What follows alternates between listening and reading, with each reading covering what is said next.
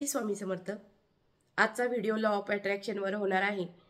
आपल्या विचारांवर सगळं काही डिपेंड असतं। आपले विचार चांगले असले तर आपल्या आयुष्यात चांगल्या घटना घडतात। आपले विचार वाईट असतील किंवा आपण निगेटिव्ह थिंकिंग करत असेल तर नक्कीच आपल्या आयुष्यात त्याच गोष्टी परत परत येत असतात। माणसाचा एक स्वभाव आहे बघा, आपल्याला ज्या गोष्टी पाहिजे आहेत त्यावर आपण लक्ष केंद्रित करत नाही, ज्या गोष्टी नको आहेत त्या गोष्टींवर लक्ष केंद्रित करत असतो। बघा, एक उदाहरण देऊन मी सांगते तुम्हाला। उदाहरणार्थ आपल्याला ऑफिसमध्ये जायचं आहे आणि थोडासा आपल्याला उशीर झाला, मनामध्ये आपलं सारखं चालू असतं मला उशीर नको व्हायला, उशीर नको व्हायला, उशीर नको व्हायला, पण आपल्याला उशीर होतो। उदाहरण आणखी नाही घेता येईल। आपल्या बाबतीत असं नको घडायला, असं नको व्हायला, ते नको व्हायला। नको हा शब्द आपल्या मनाला कळत नसतो बघा। मनाचे दोन भाग असतात, एक कॉन्शियस माइंड आणि एक सबकॉन्शियस माइंड। मराठीमध्ये सांगायचं तर चेतन मन आणि अचेतन मन। आता मी जे हे बोलते आणि तुम्ही ऐकताय ते चेतन मनामध्ये म्हणजे चेतन मन ऐकत असतं। अचेतन म्हणजे आपण दिवसभरात जे काही बोलत असतो तो हळूहळू हळूहळू माठ कसा पाझरतो तसे आपले विचार आपल्या अचेतन मनात पाझरत असतात। आणि ते अचेतन मन हे 95% काम करत असतं आणि चेतन मन कॉन्शियस माइंड हे 5% काम करत असतं। मग आपण आपल्या अचेतन मनामध्ये म्हणजे जे आपण दररोजचे विचार करतोय ते काय घालतोय, आपण त्याला काय अन्न पुरवतोय, या सगळ्या गोष्टींचा आपण विचार केला पाहिजे।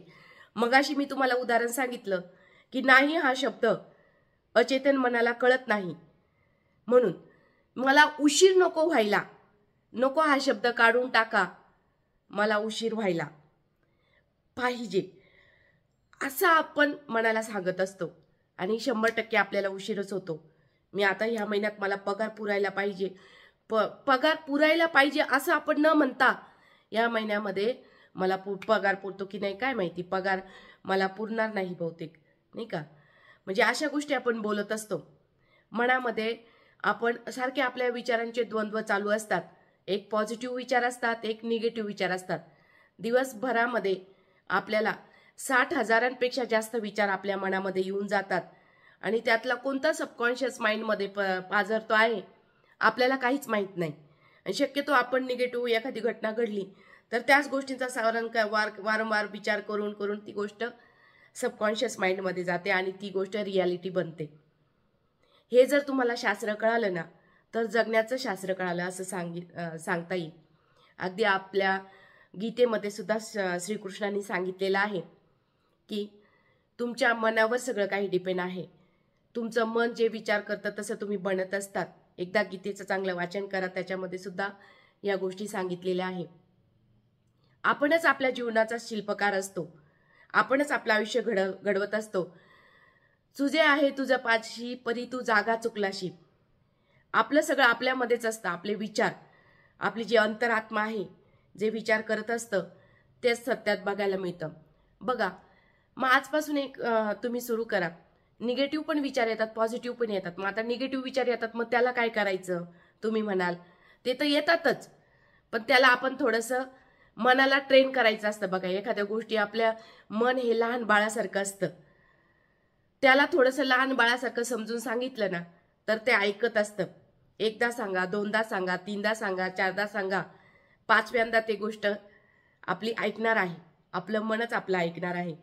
जर तुम्ही सांगितलं ना मी खूप आनंदी आहे, मी खूप खुश आहे, मला चांगला जॉब लागला आहे, मी आयुष्याचा आनंद घेत आहे, मी एकदम सकारात्मक विचार करत आहे, त्या गोष्टी सत्यात उतरायला वेळ लागणार नाही, त्या गोष्टी 100% उतरणार आहे। तर अशा प्रकारे आपल्या विचारांचा आपल्या मनावर परिणाम होत असतो आणि त्या घटना आपल्या आयुष्यामध्ये घडत असतात। त्याच्यामुळे इथून पुढे एक गोष्ट करायला लागा की जो मनात जर आपल्या निगेटिव्ह विचार आला तर त्याला थोडंसं बाजूला करून पॉझिटिव्ह विचार करण्याचा प्रयत्न करा। किंवा एखादा बापरे एखाद्याचा ऍक्सिडेंट पण माझं तर नाही होणार ना असा विचार आला ना कधी मनामध्ये तर त्याला लगेच कॅन्सल कॅन्सल कॅन्सल 3 वेळेस कॅन्सल करा, नंतर तो विचार आपला आपाप हटून जातो। किंवा अजून त्याच्यावर रामबाण उपाय म्हणजे जर निगेटिव्ह थिंकिंग येत असेल, खूप वाईट विचार मनामध्ये येत असेल तर नामस्मरणासारखा दुसरा पर्याय नाही। नामस्मरणाने आपण वर्तमान काळात राहतो। कोणत्याही इष्टदैवत आराध्य दैवताचं तुम्ही नामस्मरण करा किंवा आपल्या श्वासावर 5 मिनिटं लक्ष केंद्रित करा। श्वास घेतल्यानंतर थोडा 2-3 सेकंद रोखून ठेवा आणि नंतर सोडा. असं 10-15 वेळेस जर तुम्ही केलं, खूपच निगेटिव्ह विचार येत असेल तर या गोष्टी 100% काम करतात. पॉझिटिव्ह विचार करण्याची सवय ही मनाला लावावी लागेल. सवय ही लावावी लागते, ती आपोआप लागत नसते. त्याच क्रिया जर जास्त चांगल्या वेळेस आपण केलं, जास्त रिपिटेशन केलं, पॉझिटिव्ह विचारांचं रिपिटेशन केलं तर नक्कीच एक दिवस असा येतो की आपल्या मनाला जास्त निगेटिव्हकडे आपण जात नाही. जरी आला एखाद्या वेळेस तो विचार तर आपण त्याच्याकडे परत कानाडोळा करत असतो. अशा प्रकारे जर आपल्याला आनंदी राहायचं असेल, आपल्या आयुष्यामध्ये आपल्याला आनंद निर्माण करायचा असेल तर आपल्या विचारांवर लक्ष केंद्रित करणं खूप गरजेचं आहे. आपले विचार आपण कसे करतो आहे याच्याकडे नक्कीच लक्ष द्या. बघा, आपले पूर्वज काही खोटं सांगत नव्हते. आपले पूर्वज सांगायचे की तथास्तु वास्तू म्हणत असते. आपली वास्तू नेहमी तथास्तु म्हणत असते. म्हणून आपल्या तोंडातून चांगले शब्द काढा. आपल्या घरामध्ये चांगलं बोलायला शिका. हो, आपलं खूप चांगलं होणार आहे. आपल्या मुलांचं शिक्षण सुद्धा चांगलं होणार आहे. आपल्या घरात खूप आनंद येणार आहे. आपल्या घरात खूप पैसा येणार आहे. ज्या गोष्टींची गरज तुम्हाला आहे तो विचार करायला लागा, किंवा आपण आहोत तसं आहोत असा विचार करायला लागा. 100% तुमच्या आयुष्यामध्ये फरक पडणार आहे. विचारांवर खूप अवलंबून असतं. मी स्वतः सिक्रेट हे पुस्तक वाचलेलं आहे. सिक्रेट पुस्तकामध्ये सुद्धा दिलेलं आहे की आपल्या विचारांवर खूप गोष्टी डिपेंड असतात. विचार चांगले असले तर आपलं आयुष्य चांगलं होतं, आणि विचार बदलले तर आपले चांगले विचार आपण केले तर 100% आपल्या आयुष्यामध्ये चांगला फरक पडणार आहे.